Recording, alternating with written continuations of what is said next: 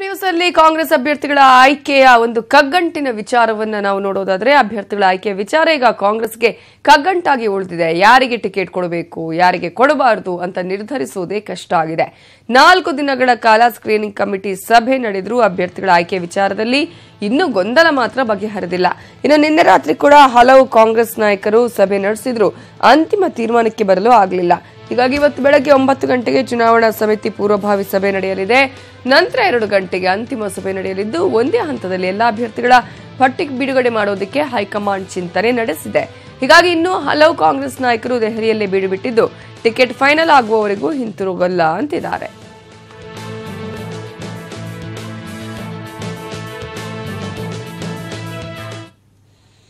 ಕರ್ನಾಟಕ ವಿಧಾನಸಭೆ ಚುನಾವಣೆ ಫಲಿತಾಂಶ ಏನಾಗಬಹುದು ಅನ್ನೋದರ ಬಗ್ಗೆ ಇಂಡಿಯಾ ಟುಡೇ ಕಾರ್ವಿ ಸಮೀಕ್ಷೆ ನಡೆಸಿದ್ದು ರಾಜ್ಯದಲ್ಲಿ ಸಮ್ಮಿಶ್ರ ಸರ್ಕಾರ ರಚನೆಯಾಗುವ ಕುರಿತು ಮಾಹಿತಿ ನೀಡಿದೆ. ಕಾಂಗ್ರೆಸ್ ಅತಿದೊಡ್ಡ ಪಕ್ಷವಾಗಿ ಹೊರಹೊಮ್ಮಿದ್ರೆ ಜೆಡಿಎಸ್ ಕಿಂಗ್ ಮೇಕರ್ ಆಗಲಿದೆ. ಸಮೀಕ್ಷೆ ಪ್ರಕಾರ ಕಾಂಗ್ರೆಸ್ 90 ರಿಂದ 101 ಸ್ಥಾನಗಳನ್ನು ಪಡ್ಕೊಳ್ಳುವ ಸಾಧ್ಯತೆ ಇದೆ. ಬಿಜೆಪಿ 78 ರಿಂದ 86 ಸ್ಥಾನಗಳನ್ನು ಪಡ್ಕೊಂಡ್ರೆ ಜೆಡಿಎಸ್ 34 ರಿಂದ 43 ಸ್ಥಾನಗಳನ್ನು ಪಡ್ಕೊಳ್ಳೋದಕ್ಕಷ್ಟೇ ಸಾಧ್ಯ ಆಗತ್ತೆ. ಆದರೆ ಇತರರು 4 ರಿಂದ 7 ಸ್ಥಾನವನ್ನು ಗಳಿಸಲಿದ್ದಾರೆ ಅಂತ ಇಂಡಿಯಾ ಟುಡೇ ಕಾರ್ವಿ ಸಮೀಕ್ಷೆ ಹೇಳಿದೆ.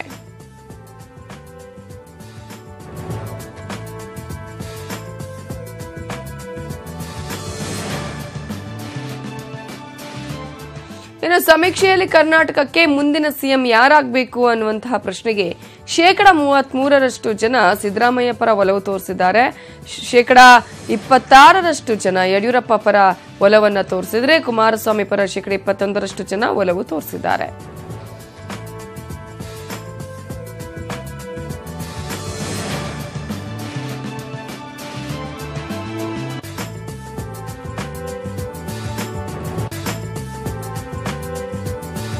ಇನ್ನು ಕಾಂಗ್ರೆಸ್ಗೆ 37% ಮತಗಳು ಸಿಗುವ ಸಾಧ್ಯತೆ ಇದ್ದು ಬಿಜೆಪಿಗೆ 35% ಮತಗಳು ಸಿಗಲಿದೆ. ಜೆಡಿಎಸ್ಗೆ 19% ಮತಗಳು ಸಿಗಲಿವೆ ಅನ್ನೋದು ಸಮೀಕ್ಷೆಯ ಮಾಹಿತಿ. ಹಾಗೆಯೇ ಇತರರಿಗೆ 9% ಮತಗಳು ಸಿಗಲಿವೆ ಅಂತ ಇಂಡಿಯಾ ಟುಡೇ ಕಾರ್ವಿ ಸಮೀಕ್ಷೆ ಹೇಳಿದೆ.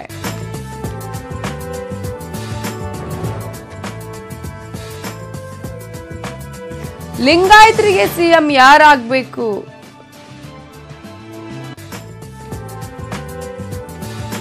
ಲಿಂಗಾಯತರಿಗೆ ಸಿಎಂ ಯಾರಾಗಬೇಕು ಅನ್ನುವಂತಹ ಪ್ರಶ್ನೆಗೆ 23% ಜನ ಸಿದ್ದರಾಮಯ್ಯ ಅಂದಿದ್ದಾರೆ, 29% ಜನ ಯಡಿಯೂರಪ್ಪ ಅಂತ ಹೇಳಿದ್ದಾರೆ. ಎಚ್.ಡಿ. ಕುಮಾರಸ್ವಾಮಿ ಅವರಿಗೆ 17% ವೋಟ್ ಕೂಡ ಮಾಡಿದ್ದಾರೆ. ಹಾಗಾಗಿ ಇಲ್ಲಿ ನಾವು ಗಮನಿಸಬೇಕಾಗಿರೋದು ಇಂಡಿಯಾ ಟುಡೇ ಕಾರ್ವಿ ಸಮೀಕ್ಷೆಯಲ್ಲಿ 29% ಜನ ಯಡಿಯೂರಪ್ಪ ಅವರ ಪರ ವಾಲಿದ್ದಾರೆ.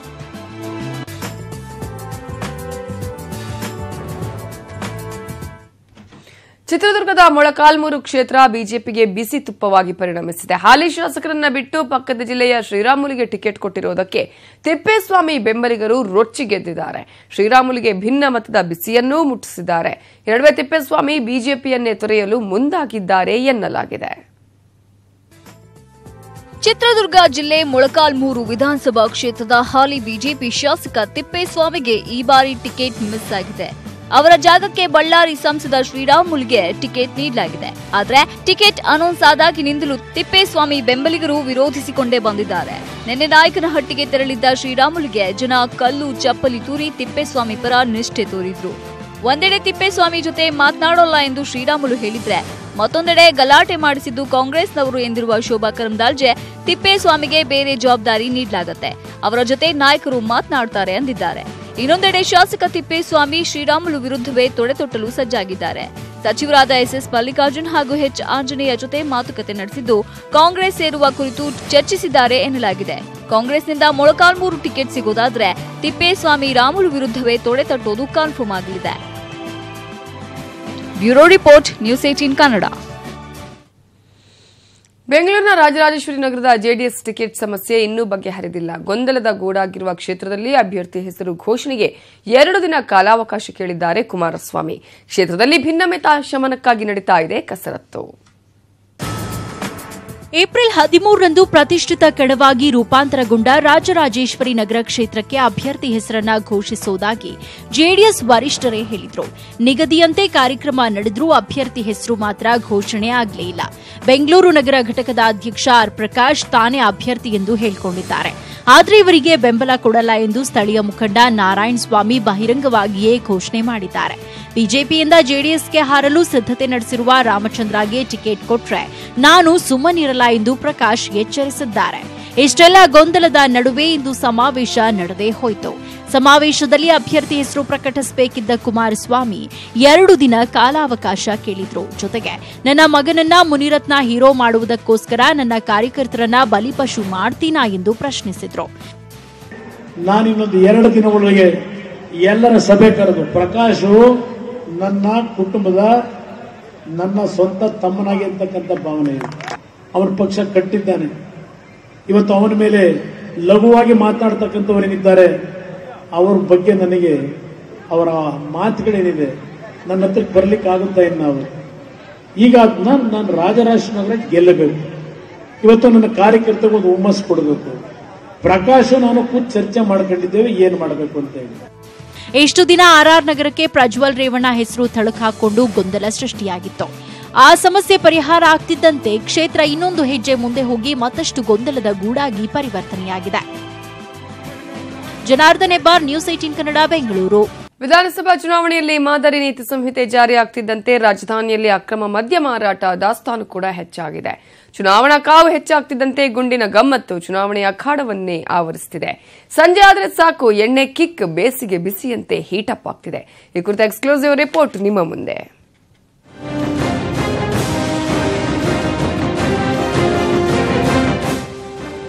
ಎಲೆಕ್ಷನ್ನಲ್ಲಿ ಹಣ ಹೆಂಡದ ನರ್ತನ ಸಾಮಾನ್ಯ. ಹಾಗಾಗಿ ಏಪ್ರಿಲ್ ಮೇ ತಿಂಗಳಿನಲ್ಲಿ ಬೆಂಗಳೂರಿನಲ್ಲಿ ಮದ್ಯ ಮಾರಾಟ 5% ಹೆಚ್ಚಾಗುವ ನಿರೀಕ್ಷೆ ಇದೆ. ಕಳೆದ ವರ್ಷ ಇದೇ 2 ತಿಂಗಳಲ್ಲಿ ಬರೋಬ್ಬರಿ 3 ಕೋಟಿ ಲೀಟರ್ ಮದ್ಯ ಸೇಲಾಗಿತ್ತು. ಈಗ ಚುನಾವಣೆ ಘೋಷಣೆಯಾಗುತ್ತಿದ್ದಂತೆ ಅಕ್ರಮ ಮದ್ಯ ಮಾರಾಟ ಪ್ರಕರಣಗಳು ಹೆಚ್ಚಾಗ್ತಾ ಇವೆ. ನಗರದಲ್ಲಿ 3203 ಕ್ಲಬ್, ಪಬ್, ಬಾರ್ ಅಂಡ್ ರೆಸ್ಟೋರೆಂಟ್ಗಳಿವೆ. ಅವುಗಳಲ್ಲಿ ಬ್ರ್ಯಾಂಡ್ ವೈಸ್ ಸ್ಟಾಕ್ ರಿಜಿಸ್ಟರ್ ಮಾಡೋಕೆ ಚುನಾವಣಾಧಿಕಾರಿಗಳು ಸೂಚಿಸಿದ್ದಾರೆ. ಒಂದೊಮ್ಮೆ ಲಿಕ್ಕರ್ ಸೇಲ್ಸ್ ಸಡನ್ ಆಗಿ ಹೆಚ್ಚಾದರೂ ಚುನಾವಣಾ ಕರ್ತವ್ಯದ ಮೇಲಿರುವ ಅಧಿಕಾರಿಗಳು ಅಂತಹ ಅಕ್ರಮಗಳ ಬಗ್ಗೆ ತನಿಖೆ ನಡೆಸುತ್ತಾರೆ. ಬೆಂಗಳೂರಿನಲ್ಲಿ ಗೊಂಡಿನ ಗಮ್ಮತ್ತು. ಬೆಂಗಳೂರಿನಲ್ಲಿ 2013 ವಿಧಾನಸಭಾ ಚುನಾವಣೆಯಲ್ಲಿ ಒಟ್ಟು 23 ದಿನಗಳಲ್ಲಿ ಅಕ್ರಮ ಮದ್ಯ ಮಾರಾಟ ಕುರಿತಂತೆ 664 ಪ್ರಕರಣ ದಾಖಲು ಮಾಡಲಾಗಿತ್ತು. ಈ ಸಂದರ್ಭದಲ್ಲಿ 17 ವಾಹನಗಳನ್ನು ವಶಕ್ಕೆ ಪಡೆದು 1456 ಲೀಟರ್ ಮದ್ಯ ಜಪ್ತಿ ಮಾಡಲಾಗಿತ್ತು. ಇನ್ನು 2018 ವಿಧಾನಸಭಾ ಚುನಾವಣೆಗೆ ಮಾರ್ಚ್ 27ರಿಂದ ಮಾದರಿ ಚುನಾವಣಾ ನೀತಿ ಸಂಹಿತೆ ಜಾರಿಗೆ ಬಂದಿದ್ದು ಕೇವಲ 15 ದಿನಗಳಲ್ಲಿ ಎಕ್ಸೈಸ್ ಅಧಿಕಾರಿಗಳು ಅಕ್ರಮ ಮದ್ಯ ಮಾರಾಟ ಷರತ್ತು ಉಲ್ಲಂಘನೆ, ಗುರುತರ ಅಪರಾಧ, ಲೈಸೆನ್ಸ್ ಪ್ರದೇಶದ ಹೊರಗೆ ಮದ್ಯ ಮಾರಾಟ ವಿಚಾರದಲ್ಲಿ 504 ಪ್ರಕರಣ ದಾಖಲಿಸಿದ್ದಾರೆ. 17 ವಾಹನಗಳನ್ನು ವಶಕ್ಕೆ ಪಡೆದು 710 ಲೀಟರ್ ಲಿಕ್ಕರ್ ಸೀಸ್ ಮಾಡಿದ್ದಾರೆ.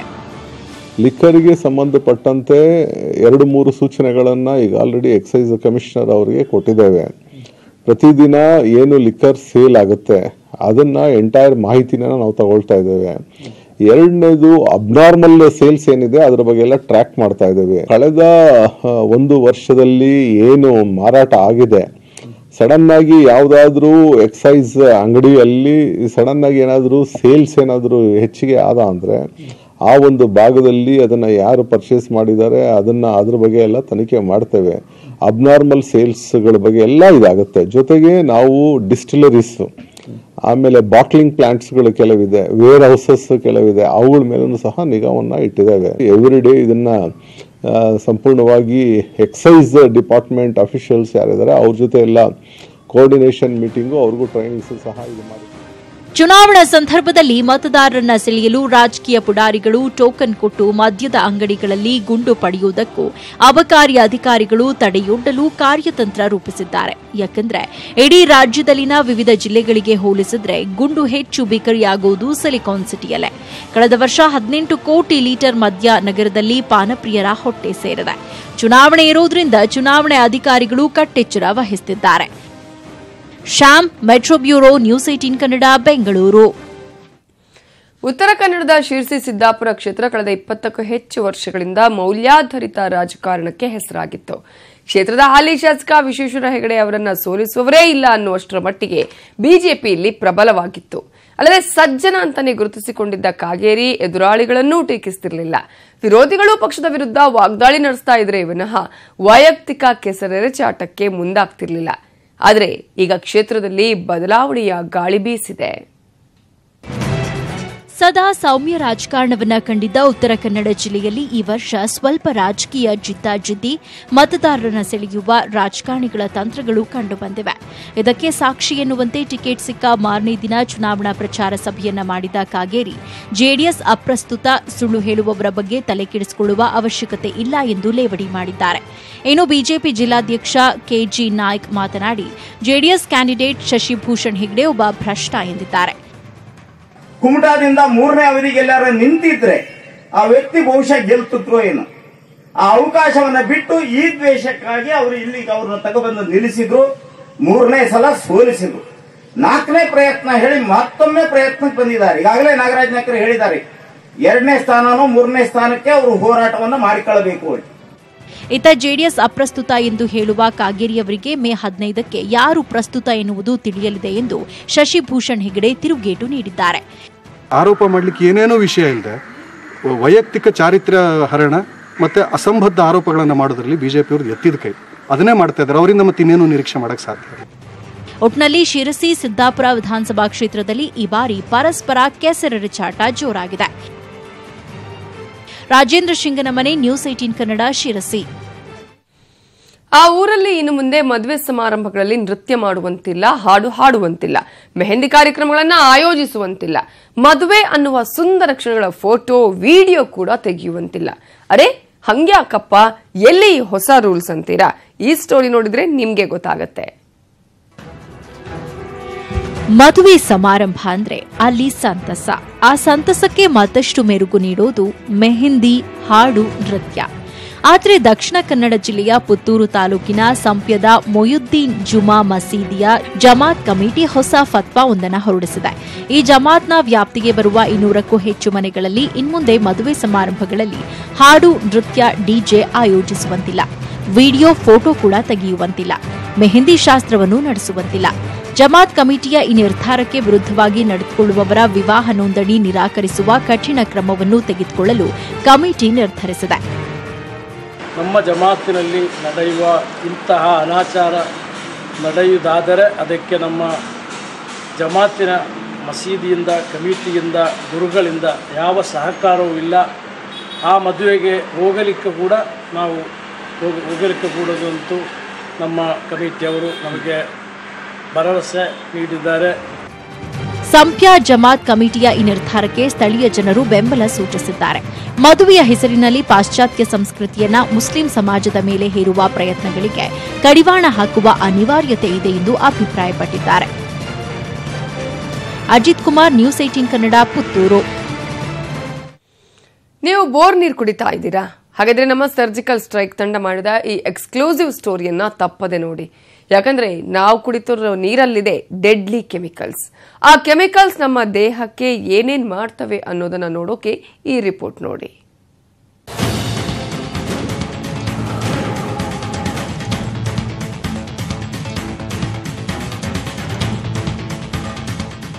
ಇದು ವಿಷ ನೀರು ಕುಡಿದು ನರಳುತ್ತಿರುವವರ ನರಕ ಯಾತನೆ. ಈ ಯಾತನೆ ಅನುಭವಿಸುತ್ತಿರೋದು ಚಿತ್ರದುರ್ಗ ಜಿಲ್ಲೆಯ ಐಮಂಗಲ ಹೋಬಳಿಯ ಮಂದಿ. ಇಲ್ಲಿನ ಅಂತರ್ಜಲದಲ್ಲಿ ಫ್ಲೋರೈಡ್ ಪ್ರಮಾಣ ಮಿತಿ ಮೀರಿರೋದ್ರಿಂದ ಫ್ಲೋರೋಸಿಸ್ ಸೇರಿದಂತೆ ನಾನಾ ಕಾಯಿಲೆಗಳಿಗೆ ತುತ್ತಾಗುತ್ತಿದ್ದಾರೆ. ನೀರು ಬಂದು ಪೈಪ್ ಹೆಂಗೆ ತುಕ್ಕಿಡಿತೈತ ಹಂಗೆಲ್ಲ ತುಕ್ಕಿಡ್ದ. ಈಗ ನಿಂಗಂಬಕ್ ಬರಲ್ಲ ಇದು ಇವೆಲ್ಲ. ಈ ಮೊಣಕಾಲು ಸೊಂಟ, ಈ ಮೊಣಕಾಲು ಎದ್ದಾಳ ಕೂತ್ಕೊಂಡ್ ಬರೋದೇ ಇಲ್ಲ. ಮನೆಗೆ ಬೇಕಾದ್ರೆ ದುಪ್ಪನ್ನು ಬೀಳ್ತೀನಿ. ಸರ್ಕಾರ ಇವರತ್ತ ಕುರುಡರಾಗಿರೋದ್ರಿಂದಾಗಿ ಇವರ ಪರಿಸ್ಥಿತಿ ಗಂಭೀರವಾಗಿದೆ. ಮಕ್ಕಳು ಮುದುಕರಾಗುತ್ತಿದ್ದಾರೆ.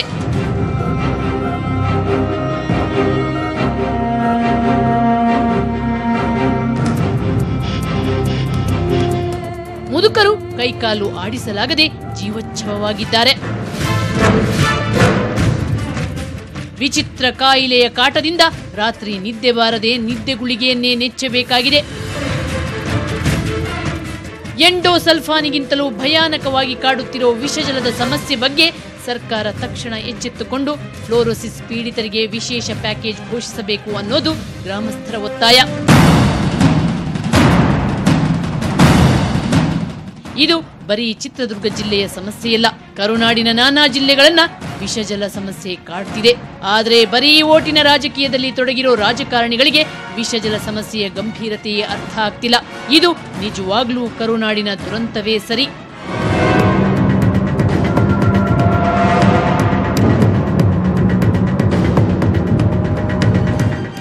ಕ್ಯಾಮರಾಮನ್ ಗಗನ್ ಗೌಡ ಜೊತೆ ವಿಜಯಲಕ್ಷ್ಮಿ ಶಿಬರೂರು, ನ್ಯೂಸ್ 18 ಕನ್ನಡ. ಪಂಜಾಬ್ ಸಚಿವ ನವಜೋತ್ ಸಿಂಗ್ ಸಿದ್ದು ಹಾಗೂ ಪಂಜಾಬ್ ಸಿಎಂ ಅಮರಿಂದರ್ ಸಿಂಗ್ ನಡುವಿನ ಒಡಕು ಮುಂದುವರೆದಿದೆ. ತಮ್ಮ 30 ವರ್ಷದ ಹಿಂದಿನ ಕೇಸಲ್ಲಿ ಸರ್ಕಾರ ತಮ್ಮ ವಿರುದ್ಧ ಆರೋಪಿಸಿರುವುದಕ್ಕೆ ಸಿದ್ದು ಬೇಸರಗೊಂಡಿದ್ದು ಬೆನ್ನಿಗೆ ಚೂರಿ ಹಾಕೋ ಕೆಲಸ ಅಂತ ಆರೋಪ ಮಾಡಿದ್ದಾರೆ. ನವಜೋತ್ ಸಿಂಗ್ ಸಿಧು ಪಂಜಾಬ್ನ ಸಂಸ್ಕೃತಿ ಮತ್ತು ಪ್ರವಾಸೋದ್ಯಮ ಸಚಿವ. ಸಿಧು 1988ರಲ್ಲಿ ಪಟಿಯಾಲಾದ ರಸ್ತೆಯಲ್ಲಿ ನಡೆದ ಗಲಾಟೆಯಲ್ಲಿ 65ರ ವಯೋಮಾನದ ಗುರ್ನಾಮ್ ಸಿಂಗ್ ಎಂಬುವವರ ತಲೆಗೆ ಹೊಡೆದಿದ್ರು. ಪರಿಣಾಮ ಅವರು ಸಾವನ್ನಪ್ಪಿದ್ರು. ಈ ಕೇಸ್ನಲ್ಲಿ ಪಂಜಾಬ್ ಹರಿಯಾಣ ಕೋರ್ಟ್ ಸಿಧುಗೆ 3 ವರ್ಷ ಶಿಕ್ಷೆ ವಿಧಿಸಿದೆ. ಈ ತೀರ್ಪಿನ ವಿರುದ್ಧ ಸಿಧು ಸುಪ್ರೀಂ ಕೋರ್ಟ್ ಮೆಟ್ಟಿಲೇರಿದ್ದು ಕೇಸ್ ನಡೀತಾ ಇದೆ. ಕೇಸ್ನಲ್ಲಿ ವಾದ ಮಂಡಿಸಿರೋ ಅಮರೀಂದರ್ ಸಿಂಗ್ ನೇತೃತ್ವದ ಪಂಜಾಬ್ ಸರ್ಕಾರ ನವಜೋತ್ ಸಿಂಗ್ ಸಿಧು ಜೈಲಿನಲ್ಲಿ 3 ವರ್ಷ ಕಳೆಯಬೇಕಿದೆ. ಗುರ್ನಾಮ್ ಸಿಂಗ್ ಹೃದಯಾಘಾತದಿಂದ ಸಾವನ್ನಪ್ಪಿದ್ದಾರೆ ಅಂತ ಹೇಳ್ತಾ ಇರೋ ಸಿಧು ಹೇಳಿಕೆಗೆ ಯಾವುದೇ ಸಾಕ್ಷಿಗಳಿಲ್ಲ ಎಂದು ವಾದಿಸಿದೆ. ಇದಕ್ಕೆ ನವಜೋತ್ ಸಿಂಗ್ ಸಿಧು ಬೇಸರ ವ್ಯಕ್ತಪಡಿಸಿದ್ದು, ಇದು ತನ್ನ ಬೆನ್ನಿಗೆ ಚೂರಿ ಹಾಕೋ ಕೆಲಸ ಎಂದಿದ್ದಾರೆ. ಕಳೆದ 3 ದಶಕಗಳಿಂದ ನಾನು ಅನುಭವಿಸಿರೋ ನೋವುಗಳನ್ನ ನಾನೇ ಹೊರುತ್ತೇನೆ, ಅವುಗಳನ್ನ ಯಾರೊಂದಿಗೂ ಹಂಚಿಕೊಳ್ಳಲ್ಲ ಎಂದು ಪ್ರಕರಣದಲ್ಲಿ ತಮ್ಮ ಬಗ್ಗೆ ಸಾಫ್ಟ್ ಕಾರ್ನರ್ ಹೊಂದುವ ಬಗ್ಗೆ ಸರ್ಕಾರವನ್ನ ಕೋರುತ್ತೀರಾ ಎಂಬ ಪ್ರಶ್ನೆಗೆ ಉತ್ತರಿಸಿದ್ದಾರೆ. ತವರಿನಲ್ಲಿ ನಡೆದ ಮೊದಲ ಪಂದ್ಯದಲ್ಲಿ ರಾಯಲ್ ಚಾಲೆಂಜರ್ಸ್ ಬೆಂಗಳೂರು ತಂಡ ಭರ್ಜರಿ ಜಯ ಸಾಧಿಸಿದೆ. ಬೆಂಗಳೂರಿನ ಚಿನ್ನಸ್ವಾಮಿ ಸ್ಟೇಡಿಯಂನಲ್ಲಿ ನಡೆದ ರಾಯಲ್ ಚಾಲೆಂಜರ್ಸ್ ಬೆಂಗಳೂರು ಹಾಗೂ ಕಿಂಗ್ಸ್ 11 ಪಂಜಾಬ್ ನಡುವಿನ ಪಂದ್ಯದಲ್ಲಿ ಆರ್ಸಿಬಿ 4 ವಿಕೆಟ್ಗಳ ವಿಜಯ ಪತಾಕೆ ಹಾರಿಸಿದೆ.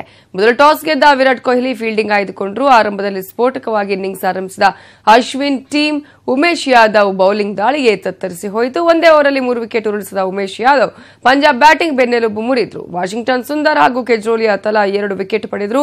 ಕೊನೆಯಲ್ಲಿ ಪಂಜಾಬ್ 155 ರನ್ಗೆ ಆಲ್ಔಟ್ ಆಯಿತು. 156 ರನ್ ಟಾರ್ಗೆಟ್ ಬೆನ್ನತ್ತಿದ ಆರ್ಸಿಬಿ ಆರಂಭದಲ್ಲೇ ಬ್ರೆಂಡನ್ ಮೆಕಲಮ್ ವಿಕೆಟ್ ಕಳ್ಕೊಳ್ತು. ಆದರೆ ತಂಡಕ್ಕೆ ಆಧಾರವಾದ ಕ್ವಿಂಟನ್ ಡಿ ಕಾಕ್ 45 ರನ್ ಗಳಿಸಿ ಔಟ್ ಆದರೆ ಎಬಿ ಡಿವಿಲಿಯರ್ಸ್ 57 ರನ್ ಸಿಡಿಸಿ ತಂಡದ ಗೆಲುವಿನಲ್ಲಿ ಪ್ರಮುಖ ಪಾತ್ರ ವಹಿಸಿದ್ರು. ಐಪಿಎಲ್ ಸೀಸನ್ನ 11ನೆಯಲ್ಲಿ ಆರ್ಸಿಬಿ ಗೆಲುವಿನ ಆರಂಭ ಪಡೆದಿದ್ದು ಅಭಿಮಾನಿಗಳ ಸಂಭ್ರಮವನ್ನ ಮತ್ತಷ್ಟು ಹೆಚ್ಚಿಸುವಂತೆ ಮಾಡಿದೆ.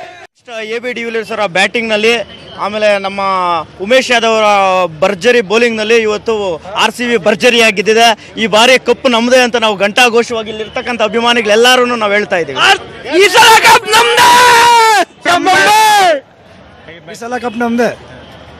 ನಮ್ಮದೇ.